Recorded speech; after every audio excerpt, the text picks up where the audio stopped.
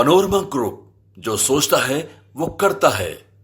जो है लोकसभा में राष्ट्रीय जनता दल के सांसद ने मनोज झा जी ने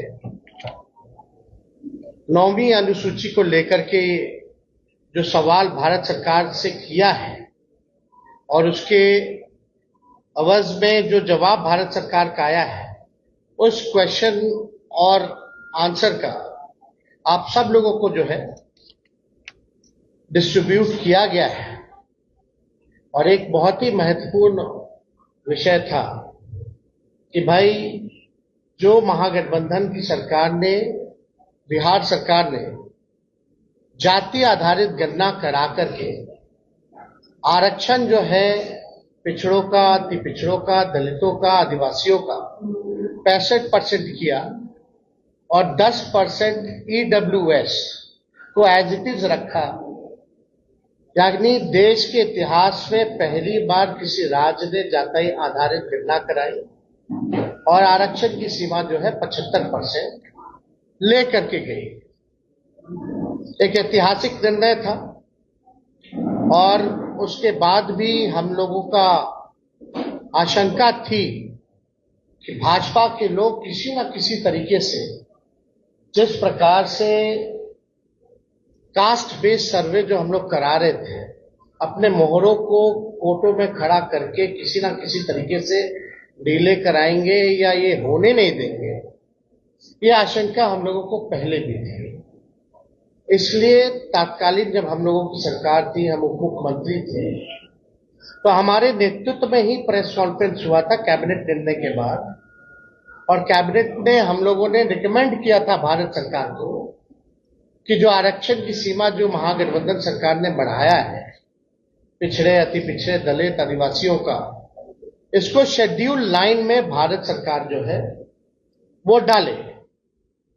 उस प्रेस कॉन्फ्रेंस में जनता दल यूनाइटेड के भी वरिष्ठ नेता लोग भी शामिल हुए थे मेरे नेतृत्व में, और ये बात स्पष्ट रूप से हम लोगों ने कहा था कि जो रिकमेंडेशन बिहार सरकार ने दिया है उसको तमिलनाडु के तर्ज पर, जो आरक्षण तमिलनाडु का शेड्यूल 9 में है, इससे कोई भी आरक्षण पे छेड़खानी नहीं हो सकती है।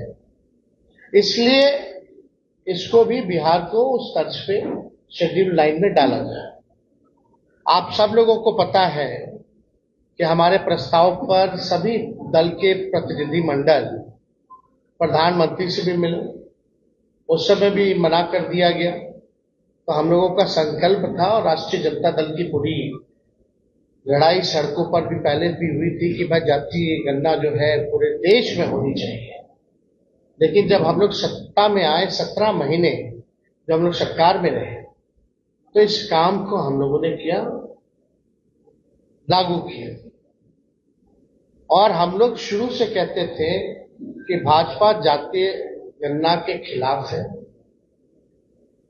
भारतीय जनता पार्टी बिहार को विशेष राज्य का दर्जा नहीं देना चाहती है, और भारतीय जनता पार्टी जो है शेड्यूल 9 में जो महागठबंधन की सरकार ने आरक्षण पिछड़ों का, अति पिछड़ों का जो बढ़ाया है, उसको डालना नहीं चाहती है अनुसूची 9 में।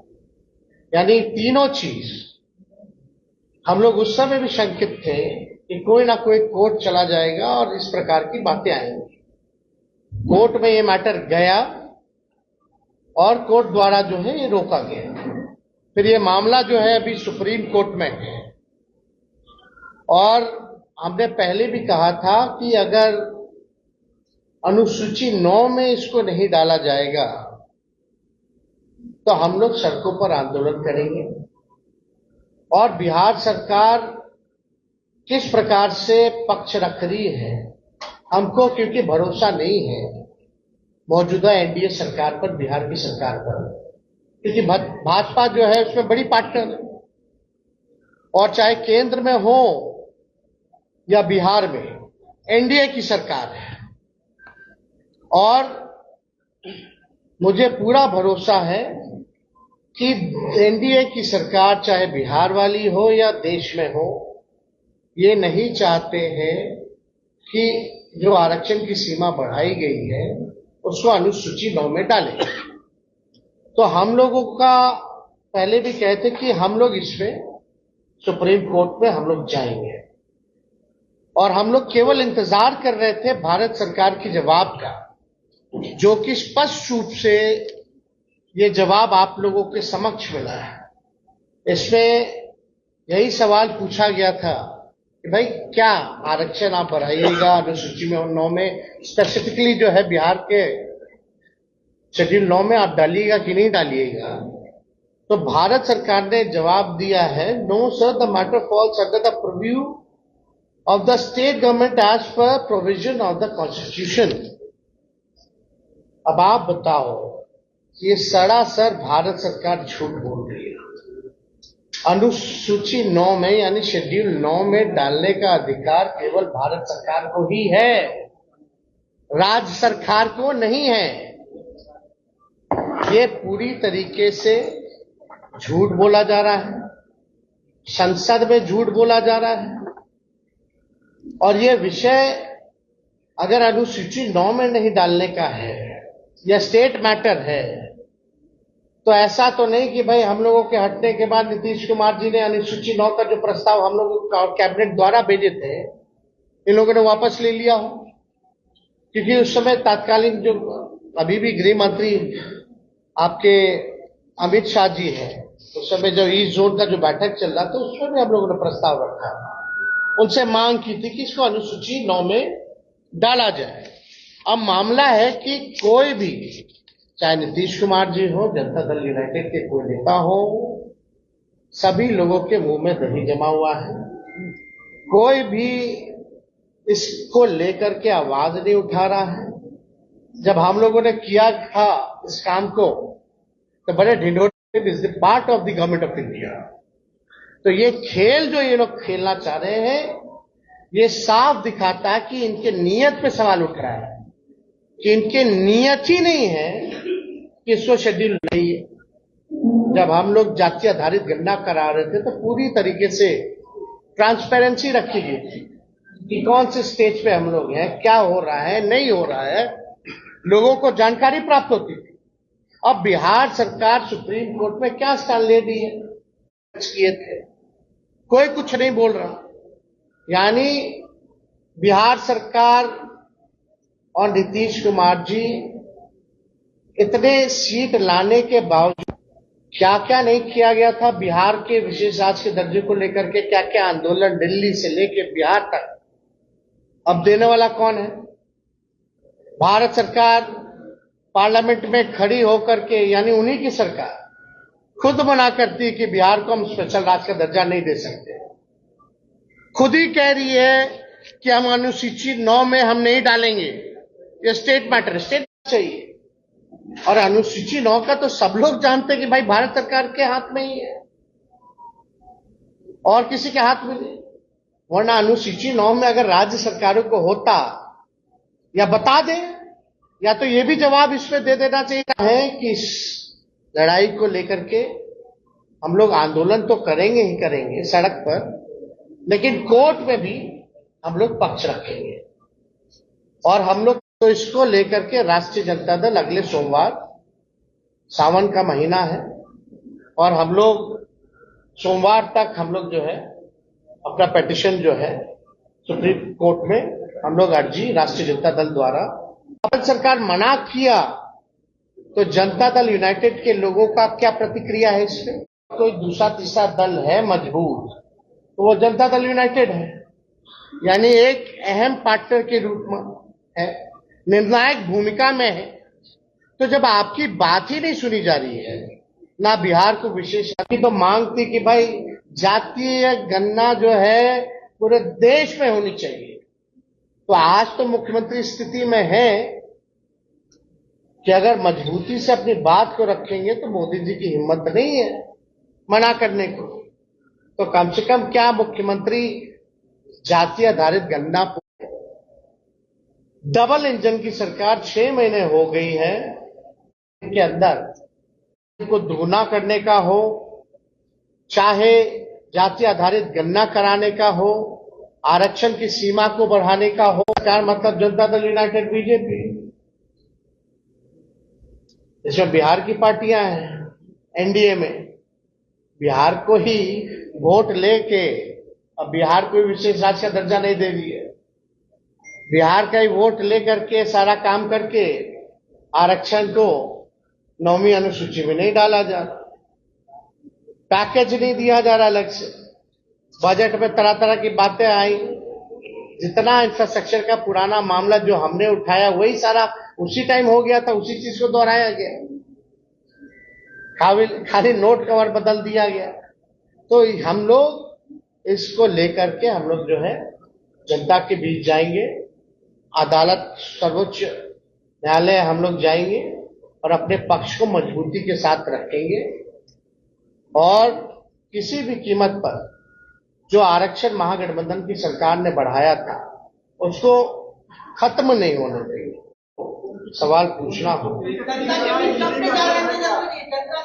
8 साल से तो उन्हीं लोगों का डबल इंजन का सरकार था, पहले क्यों नहीं है? वो आप लोग जानते हैं कि भाई लोग तो डीलिंग वाली पार्टी है, ये लोग केवल डील करना जानती है। उस डीलिंग के बाबत में क्या क्या लेंगे नहीं लेंगे वो अलग मैटर है।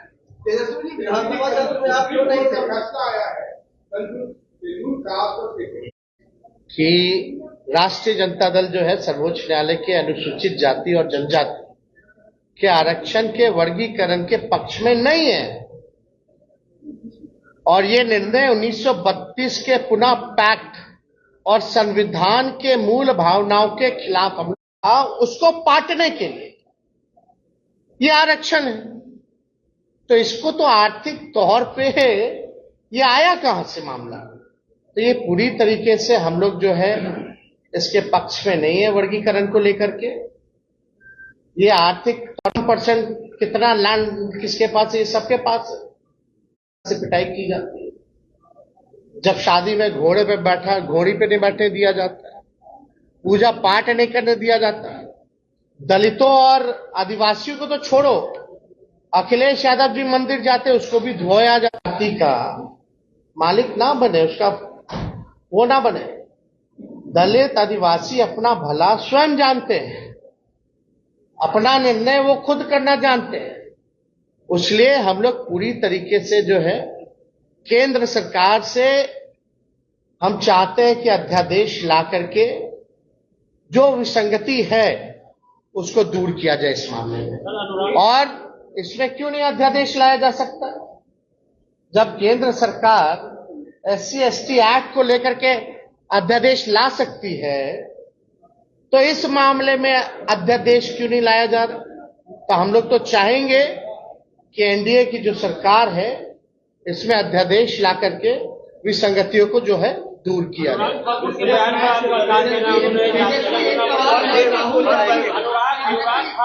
जिस प्रकार से राहुल गांधी के बारे में बोला और अखिलेश यादव पे लड़े हुए, राहुल गांधी का कहना है